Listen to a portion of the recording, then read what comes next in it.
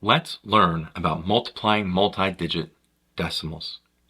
We want to multiply 7.84 by a 3.6. So let's set this up. I'm going to write this multiplication without the decimals first, and then we're going to apply them at the end. So I have a 784 multiplied by a 36. Let's just deal with our 6 here. 6 times 4, that's a 24, so we have a 4 here, and carry the 2. 6 times 8 is 48, plus that 2 right there is 50, 0, carry the 5. 6 times 7 is a 42, plus the 5 is a 47. And so there we have our first part. 6 times 784 is 4,704. Let's go now with the 3.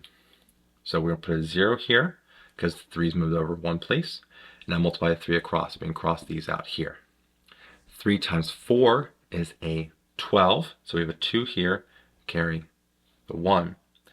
3 times 8 is 24, plus 1 is a 25. So we have 5, carry the 2. 3 times 7 is a 21, plus 2 is a 23. So we have 23 right here. Now we want to add our numbers vertically. 4 plus 0 is a 4. 0 plus 2 is a 2. 7 plus a 5 is going to be a 12. We have to carry that 1.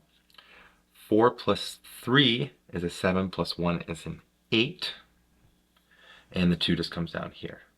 So we have 28,224. But now, let's bring the decimals. We have 1 decimal place here used, and 2 were used right here.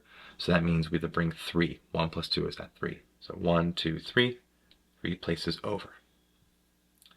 And so there we have it. 7.84 multiplied by 3.6 is a 28.224.